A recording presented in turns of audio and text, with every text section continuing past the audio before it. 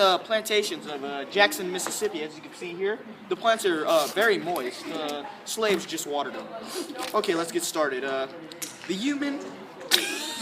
The Yeomen were farmers who did not have slaves and made up the largest group of whites in the South. Of course. Tenant farmers were farmers who worked on lands owned by another and pays rent either in cash or crops. Fixed costs are regular expenses such as housing or maintaining equipment that remains about the same year after year. To receive the best prices, planters sold their cotton to agents in the cities such as New Orleans, Charleston, Mobile, and Savannah. The agents of the exchanges extended credit, which is a form of loan to the planters, and held the cotton for several months until the price rose. Then the agents sold the cotton. This system kept the planters always in debt because they did not receive payment for their cotton until the agents sold it. Very great. Wow. It was very great. The wife of a plantation owner generally was in charge of watching over the enslaved workers who toiled in their home, tending to them when they became ill. Women often led a difficult and lonely life on the plantation. Very true. Large plantations needed many different kinds of workers. Some enslaved people worked in the house, cleaning, cooking, doing laundry, sewing, and serving meals. They were called domestic slaves. They were supervised by an overseer, a plantation manager, which we are on right now. Plantation manager is nowhere to be found. Yes. By 1860, the population of Baltimore had reached 2,012 people.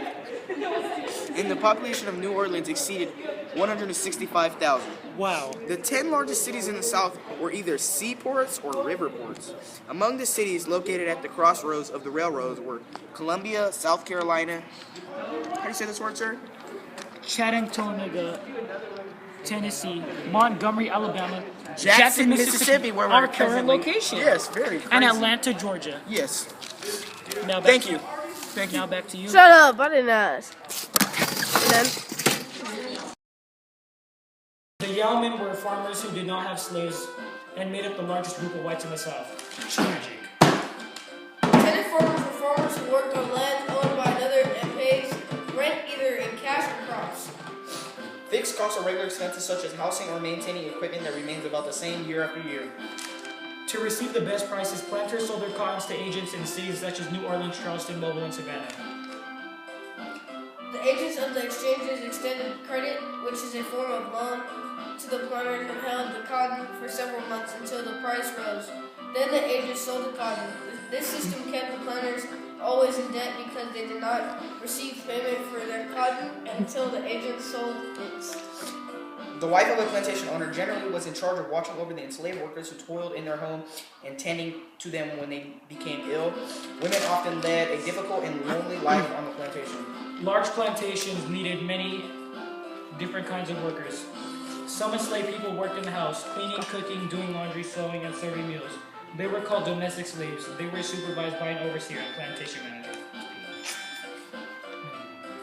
By the 1860s, the population of Baltimore had reached 212,000, and the population of New Orleans exceeded 165,000. By 1860, the population of Baltimore reached 212,000.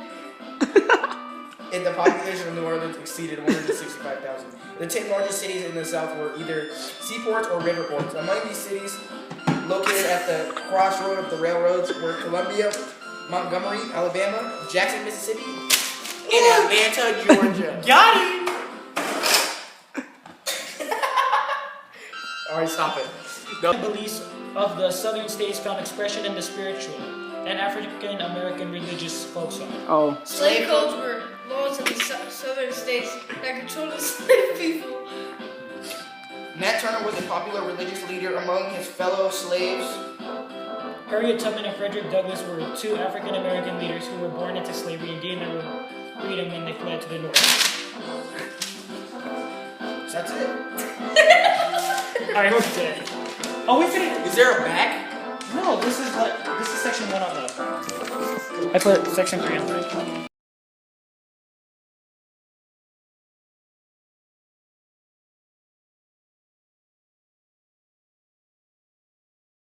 The plantations of Jackson, Mississippi. I'm here with my co-star Louis Cordero. How are you doing today, sir? Doing good, and you? As you see, he has cotton that slaves have grew in their hair. That grew in their hair. In this section, we're going to be talking about the Southern Cotton King. cotton was not the only crop grown in the South, but this crop fueled the South. The Upper South consists of Maryland, Virginia, Tennessee, and North Carolina. And this. This stuff, bro. I don't know what I'm doing. From the field as you see a slave walking away, going Trying to back to his escape. plantation. Now back to our segment. Okay, let's go. Hey, bro. Bro. Let's cut Back off. to the plantation now. Alright.